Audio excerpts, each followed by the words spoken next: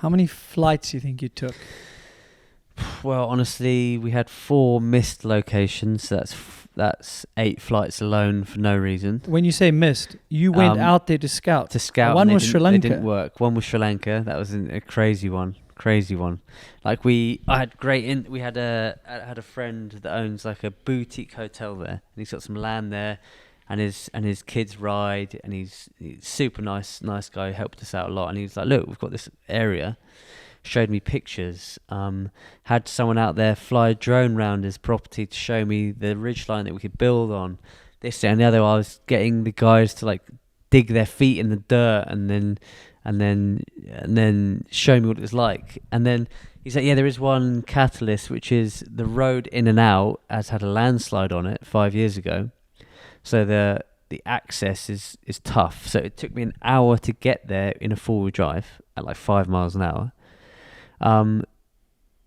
Switch down an old rock road, which getting a machine in down that road would be, you couldn't do it. So we relied on this other access road, which is like a 1.5k fire road that had a landslide on it. So I was like, okay, we'll put 2 days aside with 2 machines, and we'll reinstate your road to the hotel, which would also mean that local villages would have an easier way into the tea plantations, and it'd be a really cool thing to do, not only benefiting us, but benefiting the town below, in the villagers and the workers in the tea plantations, at Lipton tea plantations. It would help a lot of people out. So it's something I really wanted to do, but I wasn't willing to book machines, fly us all over there with no intel, and I just had a feeling. So I was like, I'm gonna have to fly over there. So I did a 24-hour Sri Lanka mission, which is from UK 11-hour flight. When I landed in Colombo, I wasn't fully aware it was a 6-hour taxi ride, no main roads, windy taxi ride. So I got into a Prius with a guy that was a lovely guy but didn't speak any English, and I didn't speak any of the language. So I'm sat in a taxi after an 11-hour flight, jet lagged to hell, in the back of a Prius for 6 hours driving over mountain ranges to a hotel in the middle of nowhere, which I have no idea. Monsoon conditions. So I get out of this 5-hour taxi ride, and I'm like, oh, we're here. He's like, oh no, you're getting into the 4-wheel drive now. So there's a 4-wheel drive. This is at night. So I get then into the back of a 4-wheel drive vehicle. It's like a Land Rover copy, like a Mahindra or something. Looks like a Land Rover, it's not.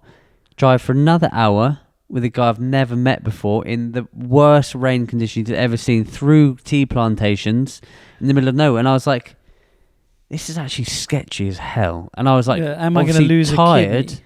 I was tired. I was in the middle of nowhere. I had no idea what's going on. I was getting a little bit, not delirious, but I was getting a bit like, am I going to die or slide down this bank or get into a landslide myself? And I ended up getting there to the hotel, lovely hotel, got treated super well. Woke up in the morning to walk down. I had 10 hours on the ground there, so I had 10 hours at the hotel to figure it out before I had to fly home. Got out, started walking down this 1.5 kilometer fire road that had been landslide. Got 45 minutes into the walk, figured out it's a bit more than 1.5 kilometers. Secondly, I was like, this is not 2 days work with 2 machines. It's probably 2 weeks work with big machines. This is a huge job on. So within 45 minutes of being on location, bearing in mind I've had probably a 20-hour travel, sleep, woke up, 45 minutes in, I knew this was completely unfeasible. So like, I was completely and utterly gutted. I looked down and I had leeches all over my shins and my feet and stuff, and I was just like, and it's monsoon rain. It's not like Sri Lanka. Normally it's lovely hot weather, but I was just like depressed. I was like, we need this for the last section of the movie. Like, I'm putting all my eggs in this basket. It hasn't worked. Now I have to get in a taxi again. I have to do another hour bumpy 4-wheel drive, and then another 5-hour taxi, fly home, and then fly home. Depressed. All on Deathgrip's money. Huge waste of money. No one else is paying for it. Like, yeah, coming out that was of the budget. money for an actual location. That was money for diggers. That was money for flights. That was money for songs. That was money for everything. It's just like, it's a waste, and it's a huge bummer. So, long story short, these locations we had another lead mine that we wanted to film at in South Wales. But for context, I was chatting to you on and off. How are things going? Like, I'm super curious and interested. Yeah, right? yeah. Like, where are you going to film? Like, I'm not going to tell anyone. So you were telling me everything. I don't normally sense you're stressed. You're not a guy that gets that stress. You're kind of like, yeah, we'll work it out. Like, stop stressing. Andrew, why are you packing your bag like we're leaving in an hour? I'm like, I like to be organized. You're like 5 minutes before. You're like, I think I have goggles there. I think the roll-offs are there. Like, we'll be fine. I'll work it out, which I really enjoy with you. Like, I like using some of that and some of mine. But the reason I'm saying that is you were overwhelmed. Yeah. You were stressed because to you were like, this is unraveling and I'm losing sleep, losing money, and we don't have the locations to finish the film, and we've committed to doing, yes, it's a passion project, but it's also a business enterprise. Like, the more successful this is, the better things go for you, and you want to deliver this product. So I saw that. You were like, shit, I know it's going to work out, but I don't have a location right now to finish this film. No, and then also none of my sponsors were, or none of the sponsors of the movie, which are my sponsors, were on me. We need this. They're not at all. They were super cool, stoked on it, understanding, but I still had the pressure of needing to deliver something and wanting to deliver something the best we possibly could, and time was running out, money was running out, my options were running out, it was just, I was losing a hell of a lot of sleep over, which in hindsight I shouldn't have been. It's not the end of the world, but it just, at the time, like, it was gathering up and being a real pain in the ass. But so these all fell through, but then luckily we spoke to John Fernandez from Madeira. Now, this was my last option because we've revisited Madeira so many times. It's delivered every single time. And we've had such good memories and times are there.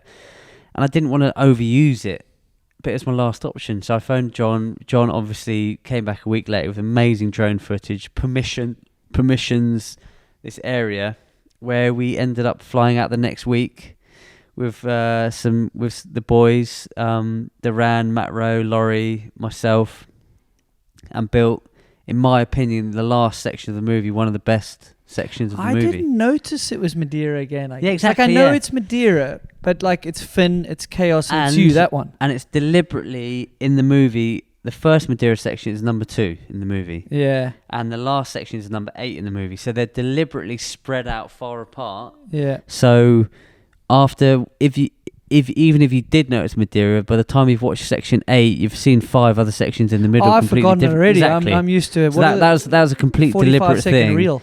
And what we built was very different, and the athletes we had for the last section to the first Madeira is very different. But again, Madeira delivered.